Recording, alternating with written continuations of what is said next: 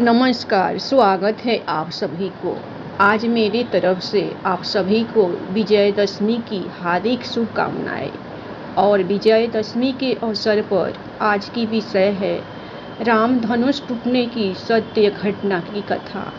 बात 1880 के अक्टूबर-नवंबर की है। बनारस की एक रामलीला मंडली रामलीला खेलने तुलसी गांव आई हुई थी।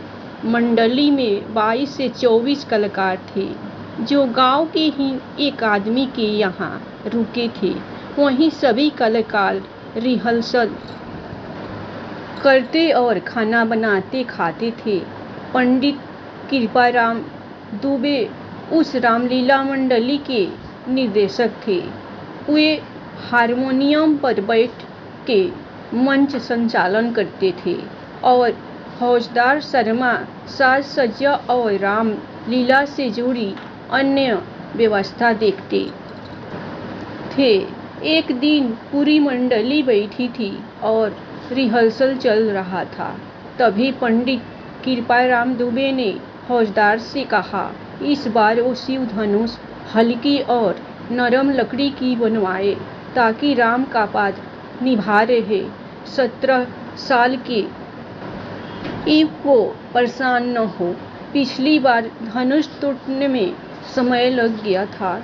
इस बात पर फौजदार कुपित हो गया, क्योंकि लीला की साज सज्जा और अन्य व्यवस्था वहीं देखता था और पिछला धनुष भी वहीं बनवाया था। इस बात को लेकर पंडित जी और फौजदार में से कहा सुनी हो गई। फौजदार पंडित जी से काफी नाराज था और पंडित जी से बदला लेने को सोच लिया था। संयोग से अगले दिन सीता स्वयंवर और शिव धनुष भंग का मंचन होना था। फौजदार मंडली जिसके घर रुकी थी, उनके घर गया और कहा, रामलीला में लोहे के एक छड़ की जरूरत आन पड़ी है, दे दीजिए। गृह स्वामी ने उसे एक बड़ा और मोटा लोहे का छड़ दे दिया। छड़ लेके फौजदार दूसरे गांव के लोहार के पास गया और उसे धनुष का आकार दिलवा लाया। रास्ते में उसने धनुष पर कपड़ा लपेटकर और रंगीन कागज से सजा के गांव के एक आदमी के घर रख आया। रात में रामलीला शुरू हुआ तो फौजदार ने चुपके से धनुष बदल दिया और लोहे वाला धनुष ले जाके मंच के आगे रख दिया और खुद पर्दे के पीछे जाके तमाशा देखने के लिए खड़ा हो गया। रामलीला शुरू हुआ। पंडित जी हारमोनियम पर रामचरणों में भाव विभोर होकर रामचरितमानस के दोहे का पाठ कर रहे थे। हजारों की संख्या में दर्शक शिव धनुष भंग देखने के लिए मूर्तिवत बैठे थे। रामलीला धीरे धीरे आगे बढ़ रही थी। सारी रजाओं के बाद राम जी गुरु से आज्ञा लेके धनुष भंग को आगे बढ़े।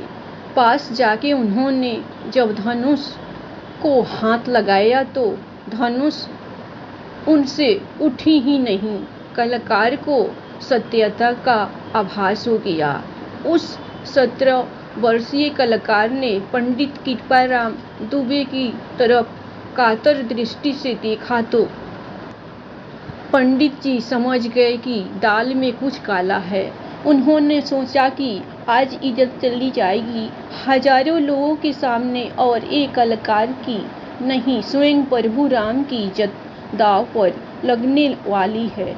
पंडित जी ने कलाकार को आंखों से रुकने और धनुष की प्रदक्षिणा करने का संकेत किया और स्वयं को मैदा पुरुषोत्तम के चरणों में समर्पित करते हुए आंखें बंद करके उंगलियां हारमोनियम पर रख दी और राम जी की स्तुति करनी शुरू की। जिन लोगों ने ये लीला अपनी आंखों से देखी थी, बाद में उन्होंने बताया कि इस इशारे के बाद जैसे ही पंडित जी ने आंखें बंद करके हारमोनियम पर हाथ रखा, हारमोनियम से उसी पलदरी बेसुर निकलने लगे।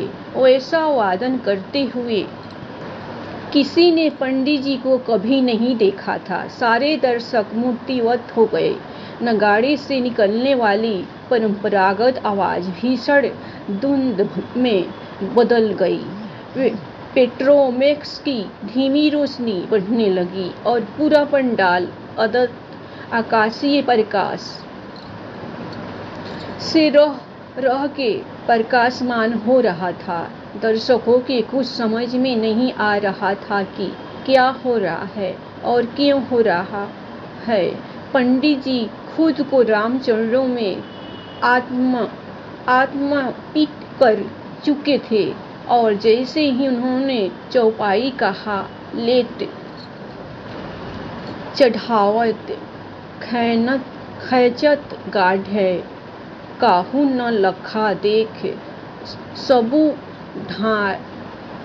ठाठे तेहि छन राम मध्य धनु तोरा भरे भुवन धुनि घोर कठोरा। पंडित जी के चौपाई पढ़ते ही आसमान में भीषण बिजली कड़की और मंच पर रखे लोहे के धनुष को कलाकार ने 2 भागों में तोड़ दिया। लोग बताते हैं कि ये सब कैसे हुआ और कब हुआ, किसी ने कुछ नहीं देखा, बस एक पल में हो गया। धनुष टूटने के बाद जब स्थिति अगले ही पल सामान्य हो गई, पंडित जी मंच के बीच गए और टूटे धनुष और कलाकार के सन्मुख दंडवत हो गए। लोग शिव धनुष भंग पर जय श्री राम का उद्घोष कर रहे थे और पंडित जी की आंखों से सदा के आंसू निकल रहे थे। राम सबके है, एक बार राम का होकर तो देखिए। जय श्री राम। धन्यवाद। कहानी आप लोगों को पसंद आए तो आप लोग श्री राम का स्वयंवर में श्री राम और सीता के नाम पर लाइक सब्सक्राइब जरूर कीजिएगा। हमेशा खुश रहिए, अपना ख्याल रखिए। जय श्री राम।